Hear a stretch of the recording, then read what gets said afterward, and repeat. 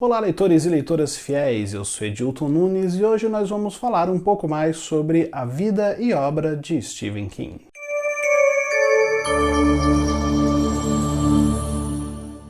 Sejam todos muito bem-vindos, leitores e leitoras fiéis, a mais um vídeo deste canal lindo, maravilhoso, fantástico, espetacular. Eu preciso mudar esse bordão, urgentemente. Ele é muito egocêntrico. Bom, antes de começarmos efetivamente com o vídeo de hoje, eu gostaria de agradecer encarecidamente a cada um de vocês que assistiu o vídeo anterior, que comentou, que compartilhou, que curtiu. Deixo aqui registrado o meu mais sincero obrigado. A participação de vocês, o feedback de vocês é extremamente importante para que eu possa estar me esforçando cada dia mais para trazer um conteúdo bacana aqui para vocês. E para que eu possa saber se vocês estão ou não gostando. E se você ainda não assistiu o vídeo anterior, corre lá, dá uma passadinha lá e confere, porque tá muito bacana. Eu falei sobre Jerusalem's Lot, uma das 3 cidades fictícias que eu mais gosto de Stephen King. É na verdade uma série de 3 vídeos que ainda vou gravar para vocês sobre essas 3 cidades: Derry, Jerusalem's Lot e Castle Rock. Então confere lá, dá uma olhadinha, deixa o seu like, deixa o seu compartilhamento, enfim.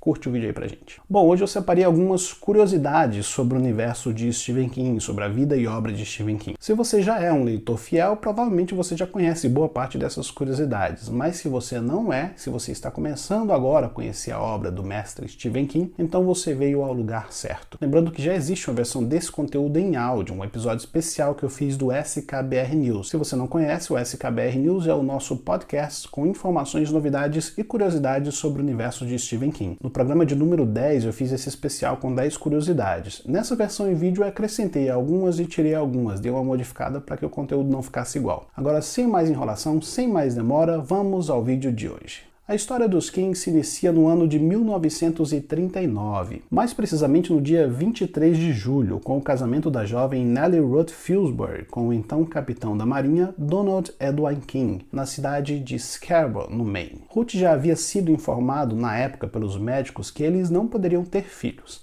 Então o casal decidiu fazer o que parecia mais lógico para um casal na época: adotar um filho. E foi assim que David Victor King, o primeiro filho dos King, entrou na vida deles, no dia 14 de setembro de 1945, apenas um mês após o fim da Segunda Guerra Mundial. E assim a vida dos King transcorreu normalmente, até o ano de 1947, quando Ruth, embora tenha recebido a notícia dos médicos de que não podia engravidar, acabou descobrindo que estava grávida. No dia 21 de setembro de 1947, no Hospital Geral do Maine, cerca de 2 anos depois da adoção de Dave, nascia o pequeno Stephen Edwin King. 2 anos depois, os King ainda viviam em Scarborough. Donald, o patriarca da família King, trabalhava como vendedor de aspirador de pó, de porta em porta, oferecendo os seus préstimos às donas de casa do Maine pós-guerra. E foi nessa época que o próprio Donald decidiu tomar uma atitude que, infelizmente, mudaria a vida dos King para sempre. He said, "Ruth, I'm going to go out and get a pack of cigarettes." And that was the last she ever saw of him. Em 1990, uma equipe de documentaristas da BBC descobriu o paradeiro de Donald. Ele viveu boa parte de sua vida numa cidadezinha chamada Wind Gap, na Pensilvânia, apenas a 8 quilômetros de distância de Bangor, no Maine. Lá nessa cidadezinha ele constituiu uma nova família, e a esposa dele era brasileira. Ele teve ainda 4 filhos, 3 meninos e uma menina, os meio-irmãos de King. Infelizmente ele faleceu em 1980. Na época, King acreditava que a viúva do falecido pai dele não tinha nem ideia do passado dele, já que bigamia era um crime muito sério nos Estados Unidos. Acredito que ainda é um crime muito sério lá. E ele poderia trazer consequências graves, principalmente para aquelas crianças.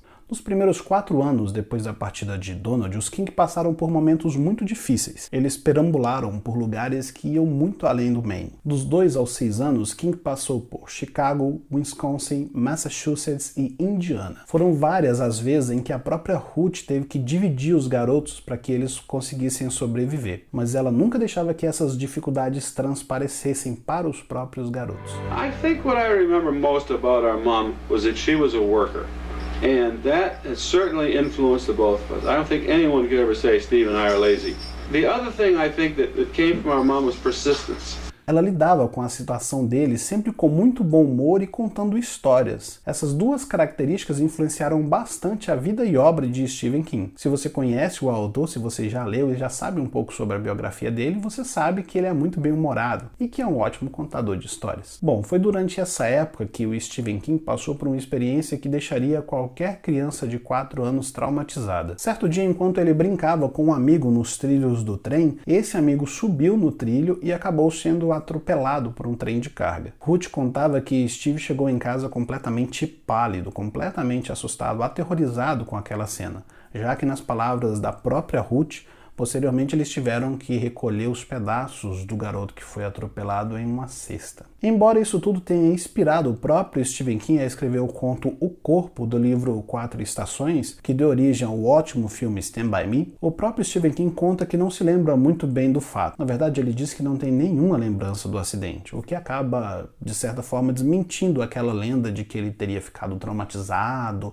e que isso teria ajudado a carreira dele como escritor de terror. Desde bem pequeno, Steve sempre teve a saúde muito frágil, seja pelo estresse das várias mudanças ou pelo fato de viverem sem dinheiro. Grande parte da primeira série ele passou em casa e na cama. Ele teve sarampo e uma terrível infecção bacteriana que depois passou para os ouvidos e que médico nenhum conseguia curar. Nessa época ele aproveitava para exercitar o melhor passatempo que ele poderia ter, a leitura. Para se ver livre do tédio, ele acabava devorando todos os livros que caíam em sua mão, e inclusive histórias em quadrinhos. Isso incentivou o próprio Stephen King a criar as suas histórias. Certa vez ele copiou as figuras de uma revista em quadrinho e colocou suas próprias falas no balão. Acrescentou a descrição dos personagens, dos cenários, e assim que acabou ele mostrou para sua mãe. Ruth, óbvio, como uma boa mãe educadora, cobriu o pequeno Steve de elogios. Quando ele confirmou que a história não era dele, ela acabou se mostrando muito decepcionada, mas não deixou de incentivar o pequeno Steve. Ela disse que acreditava que ele escrevia muito melhor do que aquilo. Ele não demorou a pôr a mão na massa e escreveu uma história sobre um coelho que passeava pela cidade com 3 amigos defendendo as pessoas dos perigos que apareciam por lá. Quando ele finalmente mostrou a história para Ruth, ele confirmou que foi ele que escreveu aquela, que realmente era de autoria dele, e ela novamente elogiou ele bastante e disse que a história era boa o suficiente, inclusive para estar em um livro. Extremamente empolgado com aquela que foi a sua primeira crítica literária, ele acabou escrevendo outras 4 histórias sobre o coelho. E para cada uma delas, sua mãe pagou 25 centavos de dólar. Aquele foi o primeiro salário que Steve recebeu como escritor. Embora seja um autor bastante versátil, tão bom em histórias cômicas quanto dramáticas, Stephen King tornou-se conhecido como um excelente escritor de histórias de terror. Não é para menos, é claro. Desde pequeno ele desenvolveu esse gosto, em grande parte graças ao seu irmão David. Em meados da década de 50, eles descobriram os quadrinhos da editora AC Comics, uma editora de terror e ficção científica que fez muito sucesso na época. Eles adoravam as histórias de fantasmas, zumbis e de demônios que apareciam nas revistas bimestrais como Tales from the Crypt, The Valve of Horror ou The Crypt of Terror. Ruth, é claro, como uma boa mãe, detestava esses gibis, porque ela achava que esses quadrinhos não ensinavam nada de bom para os garotos. Acontece que a gota d'água aconteceu justamente quando Steve começou a acordar de noite por causa dos pesadelos que ele tinha provocados pelas histórias da AC Comics. Foi então que ela decidiu confiscar aquelas revistas, mas o Steve acabou dando seu jeitinho brasileiro e comprou mais revistas, guardando elas embaixo da cama. Quando ela finalmente descobriu aquelas novas revistas embaixo da cama, ela ficou curiosa e perguntou para ele por que ele se importava, por que ele gostava tanto daquele lixo. A resposta dele foi: um dia eu ainda vou escrever esse lixo. Muitos anos depois, inspirado pelas histórias da AC Comics, King escreveria o roteiro para o filme Creepshow, uma homenagem aos quadrinhos de terror de sua época.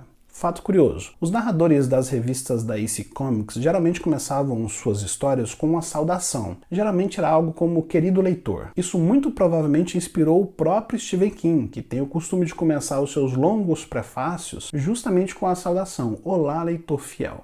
Stephen King sempre foi um aficionado por filmes, e em sua juventude, sempre que podia, ele ia ao cinema. Ele gostava em especial dos filmes B de terror, como o clássico trash Eu Era um Lobisomem Adolescente e Eu Era um Frankenstein Adolescente, ambos de 1957. Além dos filmes toscos de terror de ficção científica, como A Invasão dos Discos Voadores, de 1956, e O Monstro da Lagoa Negra, de 1954. Não é que ele não tivesse medo desses filmes de terror, ele tinha muito medo dele. Acontece que ele gostava de ficar assustado, ele gostava de abrir mão do controle emocional emocional que ele tinha. Na verdade, King usa boa parte dos seus temores como combustível para a construção de suas histórias, já que ele sente que escrevendo, colocando essas histórias no papel, ele consegue controlar esses temores dele. Mas não é só de filmes que Stephen King tinha ou tem medo. Ele tem medo do escuro, de cobras, de ratos, aranhas, coisas gosmentas, terapeutas, deformidades, lugares fechados, morte, se ver incapaz de escrever, medo de voar, mas principalmente medo do número 13. Sim, senhoras e senhores, nosso bom e velho Stephen King sofre de medo do número 13. Segundo o próprio Stephen King, abre aspas, o número 13 nunca deixa de me fazer correr um frio na espinha. Quando eu estou escrevendo, nunca paro de trabalhar se a página é a número 13 ou múltipla de 13. Apenas continuo digitando até chegar ao número seguro. Sempre subo os 2 últimos degraus da escada do fundo como 1, fazendo 13 um 12. Quando estou lendo, não paro nas páginas 94, 193 ou 382, já que a soma desses algarismos é 13. Em 1959, o seu irmão Dave conseguiu um mimeógrafo. Se você não sabe o que é um mimeógrafo, vou deixar uma foto dele aqui. E foi então que eles decidiram publicar um jornalzinho local. Eles escreveram e distribuíram o jornalzinho de Dave pelo preço módico de 5 centavos de dólar para os seus vizinhos em West Durham. Enquanto Dave escrevia as notícias sobre a vizinhança, Steve era responsável pelas resenhas de seus programas de TV favoritos. Boa parte dos vizinhos comprava o jornal, mas após um tempo o interesse de Dave por ele acabou diminuindo, o que fez com que Steve tivesse mais tempo para aquilo que ele mais gostava de fazer, que era escrever e ler. Foi nessa época, inclusive, que ele começou a desenvolver aquele que seria o seu passatempo favorito, dar longas caminhadas ao final do dia enquanto lê um livro. A família dos King inteira praticamente devorava literatura, tanto que David certa vez deu um depoimento em um documentário onde ele falou um pouco mais sobre isso. Our family were readers, all 3 of us. And when we were living in Durham, I can remember especially, if you came in at supper time, you'd see the 3 of us seated around the table, each of us reading our own paperback.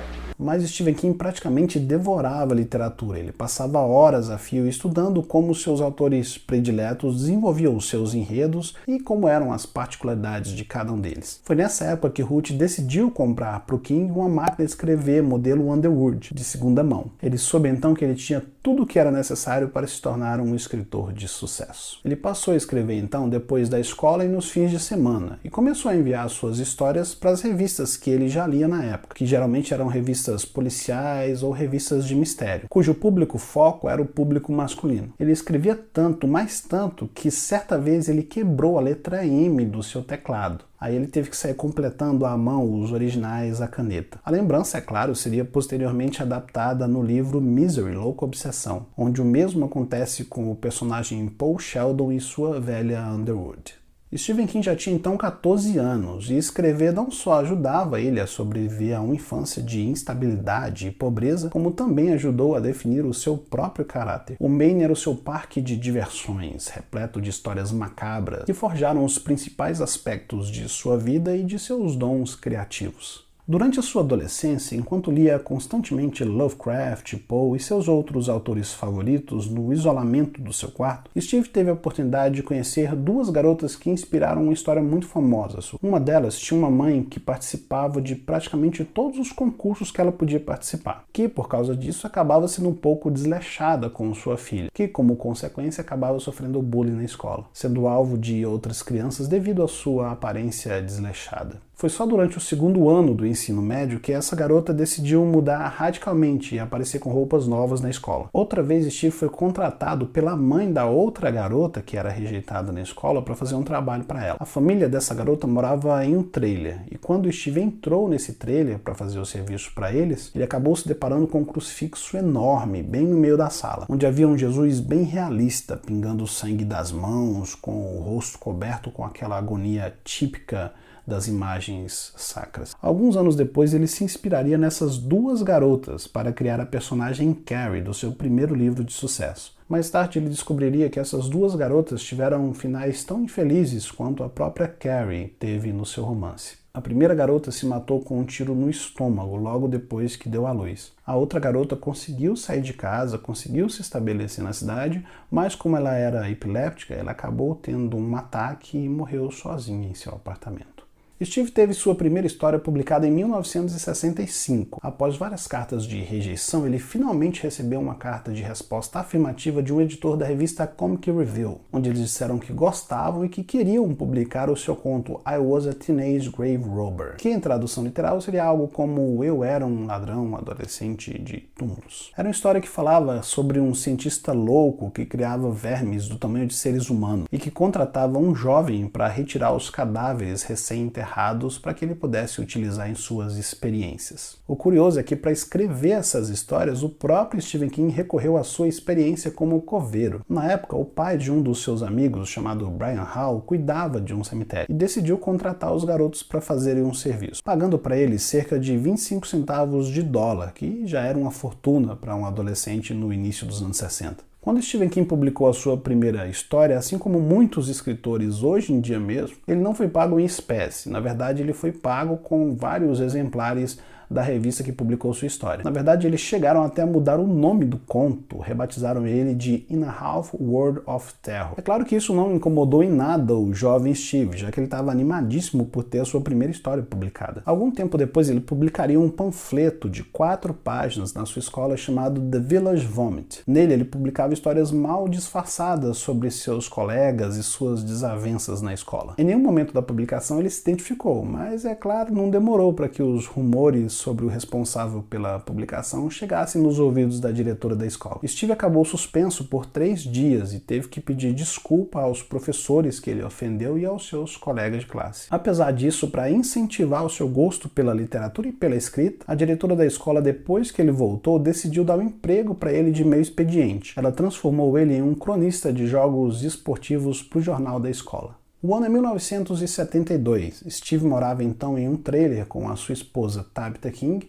e a sua primeira filha, Naomi, enquanto trabalhava em uma lavanderia em tempo integral. Flip Thompson, um dos seus amigos, passou uma vez no trailer e, em meio às suas conversas com Steve, falou pra ele: Olha, Steve, eu aposto que você não consegue escrever uma história que se passa no universo feminino. Aí o Steve respondeu: Challenge accepted. Foi então que o King se lembrou daquelas garotas da história que eu falei pra vocês lá atrás e começou a escrever a primeira versão do que seria futuramente Carrie. Foi uma história extremamente difícil de terminar, porque o próprio Thompson tinha razão, o amigo do King tinha razão quando ele disse que ele não conhecia muito do universo feminino. Até que teve um dia que ele simplesmente se encheu, jogou tudo fora, jogou tudo no lixo, foi para sua banheira, acendeu um cigarrinho, pegou uma cerveja, ouviu um jogo dos Red Sox, e enquanto ele estava lá tranquilo, com o seu cigarrinho, ouvindo o jogo dos Red Sox, de repente aparece quem? A sua esposa, Tabitha King, com o manuscrito todo amassado na mão e perguntando pra ele: Olha, por que você jogou fora? Ele falou: Não, porque eu não entendo nada do universo feminino e tá ficando uma droga e eu não quero publicar essa porcaria. E aí ela falou: Não, Steve, tá ficando bacana, cara, vai em frente, continua, eu te ajudo. Aí ele falou: Ajuda mesmo? E ela falou: Ajudo. Foi assim que ele decidiu então que Carrie não seria apenas um conto, e 3 meses depois ele já tinha um livro com 70 mil palavras. Até que em 1973, quando ele estava voltando da escola que ele trabalhava agora como professor de inglês, ele recebeu a notícia que a Tabitha tinha recebido um telefonema do Bill Thompson, o seu agente literário na época. Ele mandou um telegrama para os King informando que Carrie ia ser publicado